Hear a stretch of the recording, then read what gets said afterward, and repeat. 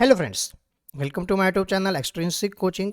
आज हम बात करने वाले हैं डीआरडीओ सेप्टम 10 का जो एसटीएबी के लिए जो एग्ज़ाम हो रहा है, हाँ उसके बारे में। और इस एग्ज़ाम में जो 2 दिन का एग्ज़ाम हो चुका है उसका सबका स्टूडेंट का रिव्यू जो आया है, उस रिव्यू के बेस पे मैं आपको एनालिसिस करके दे रहा हूँ कि आपको क्या क्या इंपॉर्टेंट चीज़ें जो पूछ रहे हैं, मिनिमम कितने मार्क्स आपको लाने ही लाने हैं और मतलब कितना कट ऑफ जा सकता है। ये मेरा 10 साल का जो एक्सपीरियंस है कॉम्पिटिटिव एग्जामिनेशन के फील्ड में पढ़ाने का, उसके बेस पे मैं आपको ये सब बताने वाला हूँ। तो इस वीडियो को पूरा देखना।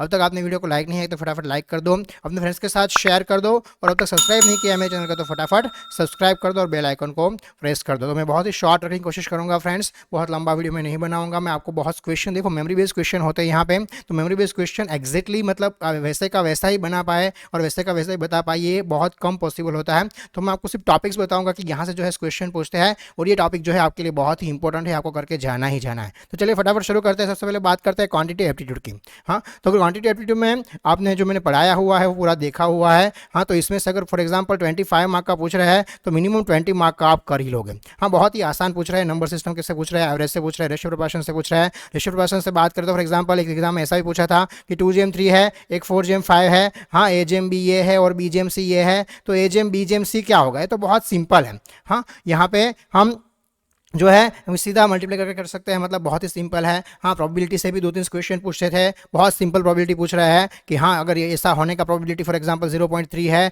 तो ना होने का प्रोबेबिलिटी क्या है। ऐसे क्वेश्चन बहुत ही सिंपल क्वेश्चन जो है 2-3 क्वेश्चन पूछ लेते हैं। टाइम वर्क से भी एक एग्जाम में क्वेश्चन पूछा हुआ है। ट्रिगोनोमेट्री से अच्छे क्वेश्चन पूछ रहा है। सिंपली एक एग्जाम है तो sin 90 क्या होता है, सीधा ऐसा ही पूछ लिया था। हाँ, 1/cos थीटा क्या होता है, मतलब बहुत ही बेसिक्स क्वेश्चन जो है ट्रिगोनोमेट्री से वो पूछ रहा है। जियोमेट्री से बात करो, हाँ तो जियोमेट्री से भी थोड़ा क्वेश्चन पूछ रहा है। हाँ, आपका पिस्टन वगैरह जो होता है वहां से भी क्वेश्चन पूछ रहा है। नेक्स्ट, क्लॉक एंड कैलेंडर से भी क्वेश्चन पूछ रहा है। क्लॉक एंड कैलेंडर से बहुत सिंपल क्वेश्चन पूछ रहा है। हाँ, hand of the clock coincide होंगे, कितनी टाइम होंगे 24 आवर में जो करवाया हुआ है, सीधा ऐसा ही पूछ रहा है सीधा। हाँ, हैंड ऑफ द क्लॉक जो है वो 90 डिग्री के एंगल पे कब होंगे, कितनी बार होंगे। हाँ, मतलब 24 आवर में बहुत सिंपल क्वेश्चन पूछ रहे थे। कैलेंडर जो है उसमें से भी सिंपल क्वेश्चन पूछ रहे हैं। फॉर एग्जाम्पल हाँ, आज पूछ रहे हैं कि आज संडे है तो 2 दिन बाद क्या होगा, और इस एग्जाम पूछा था 59 डेज बाद क्या होगा, एग्जाम पूछा था 63 डेज बाद क्या होगा। पैटर्न सब में सेम है। हाँ, सेम टाइप का पैटर्न जो है, सेम टाइप का एग्जाम पेपर ऑलमोस्ट सब में है कि यहाँ से मतलब क्लॉक कैलेंडर से क्वेश्चन आएगा, दोनों में से क्वेश्चन तो आएगा ही आएगा, पूछ ही रहे हर एक एग्जाम में। ठीक है, देन हम बात करते हैं जनरल इंटेलिजेंस रीजनिंग की। तो लॉजिक पजल्स पूछ रहे हैं। हाँ, ऐसा डायग्राम लेके पूछ रहे हैं, वैन डायग्राम जो है वहाँ से क्वेश्चन पूछ रहा है। आपको अलग अलग डायग्राम दिए हुए ऐसे सर्कल करके, और फिर यहाँ से पूछ रहे हैं कि आप मतलब इसका एनालिसिस करो। बहुत ही सिंपल होता है, आप बहुत बेसिक भी आपको आता है तो भी आप कर लोगे। Coding, decoding, analogy, classification, number series completion होता है, यहाँ से क्वेश्चन पूछ रहे हैं। हाँ, अल्फाबेटिक टेस्ट जो होता है यहाँ से क्वेश्चन आ रहा है। कोडिंग डिकोडिंग के क्वेश्चन जो है मतलब जो मैंने आपको बताया वो भी आ रहा है। ब्लड रिलेशन से क्वेश्चन भी पूछ रहा है। हाँ, बहुत सिंपल क्वेश्चन पूछ रहे हैं कि इसके फादर मतलब मेरी बेटी के फादर का बहन जो होगा, हाँ उसका रिलेशन क्या होगा बेटी के फादर की बहन के साथ। मतलब बहुत ही सिंपल क्वेश्चन जो पूछ रहे हैं। सिटिंग अरेंजमेंट में तो एक एग्जाम पेपर में सर्कुलर सिटिंग अरेंजमेंट के 3 से 4 क्वेश्चन पूछ लिए थे। हाँ, तो सिटिंग अरेंजमेंट भी बहुत ही इंपॉर्टेंट है जो मैंने आपको बहुत डिटेल में करवाया हुआ है। इन सब का बस आप एक बार रिविजन कर लेना, कुछ नया नहीं करना है।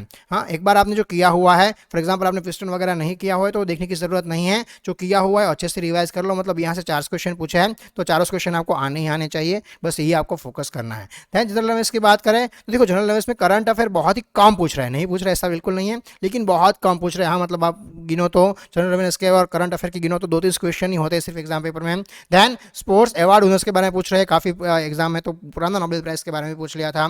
Then science and invention discovery जो है इसके बारे में थोड़ा पूछ रहा है। डीआरडीओ है तो ये तो मतलब पूछेगा ही पूछेगा।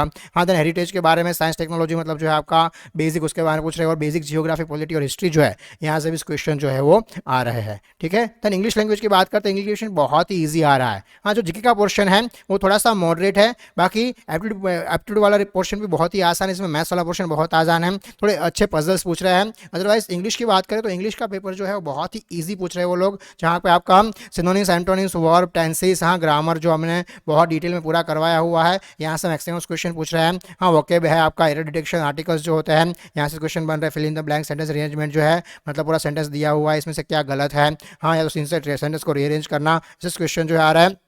और यहाँ से भी अच्छे से क्वेश्चन पूछ रहा है। हाँ, 5 से 6 क्वेश्चन एक एग्जाम एक्टिव पेसिव के थे और 3-4 क्वेश्चन नरेशन मतलब डायरेक्ट इनडायरेक्ट स्पीच जो होता है वहाँ से क्वेश्चन थे। तो यहाँ से जो है अच्छा वाला इंग्लिश पूछ रहा है। हाँ, लेकिन ईजी पूछ रहा है। अगर आपको थोड़ा बहुत भी बेसिक रूल्स आता है, बेसिक ग्रामर आता है, तो आप ऑलमोस्ट जो है सारे इंग्लिश के क्वेश्चन जो है वो कर लोगे, इसमें आपको प्रॉब्लम नहीं होगा। और देन बात करते हैं जनरल साइंस की।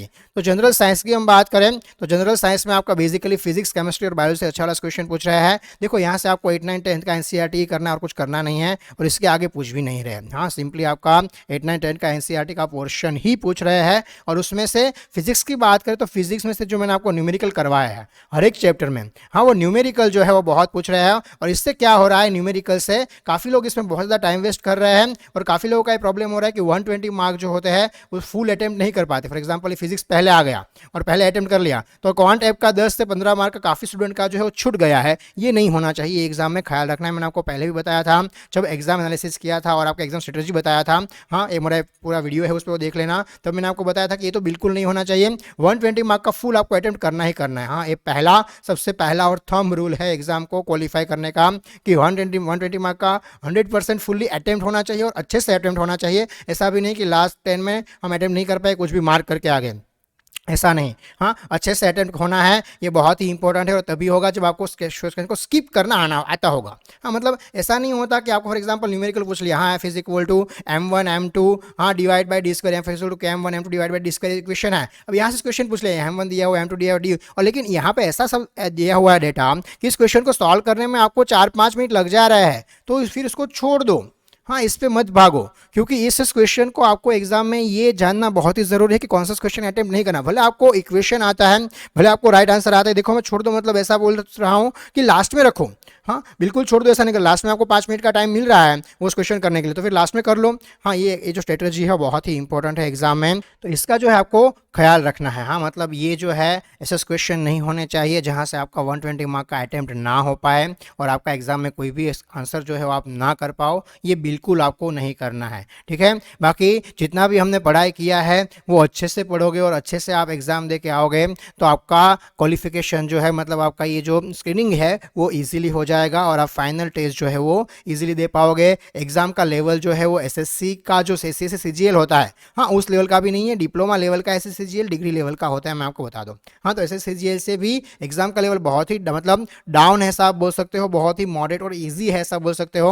हाँ, तो यहाँ पे इतना टेंशन लेने की बात नहीं है। अब बात करते हैं मिनिमम कितने मार्क चाहिए आपको। हाँ, देखो आप बात करो, आपने जो अटेम्प्ट किया हुआ है उन सब की और जो स्क्रीनिंग टेस्ट है उसकी बात करो, तो आपको मैं बता दूं आपका कट ऑफ जो रहेगा मिनिमम इतने मार्क आपको लाने ही लाने हैं। हाँ, जिस हिसाब से सब लोग बोल रहे हैं, देखो मैं स्टूडेंट के एनालिसिस से बोल रहा हूँ। हाँ, मैंने पेपर देखा नहीं है, तो पेपर एआरडी वाले देते भी नहीं है कभी भी, तो ऐसे पता नहीं चल सकता। लेकिन 70 to 80 मार्क के बीच में हर एक स्ट्रीम की मैं बात कर रहा हूँ। हाँ, सबके लिए कॉमन है, मैं हर एक स्ट्रीम के लिए बता रहा हूं कि आपको जो है 70 to 80 मार्क जो है वो चाहिए ही चाहिए। अगर इतने मार्क्स आपके हो रहे हैं, हाँ, तो आपका जो स्क्रीनिंग है वो इजीली हो जाएगा आउट ऑफ 120। हाँ, अगर पेपर देखो अभी भी 2 पेपर बाकी है, वैसे तो बता नहीं सकते, मैं आपको बहुत फ्रैंकली बोल रहा हूँ। हाँ, क्योंकि अभी भी आपका जो है वो 2 दिन का एग्जाम जो है वो बाकी है, लेकिन फिर भी जो 2 दिन का पहले 2 दिन का एग्जाम हुआ है, हाँ, उसके पेपर का लेवल सब में सेम ही रहा है, सब में ऑलमोस्ट सेम ही पैटर्न के क्वेश्चन पूछ रहे हैं। तो उससे मैं बता रहा हूँ कि आपको ईजी पेपर है तो आपको इतना मार्क चाहिए।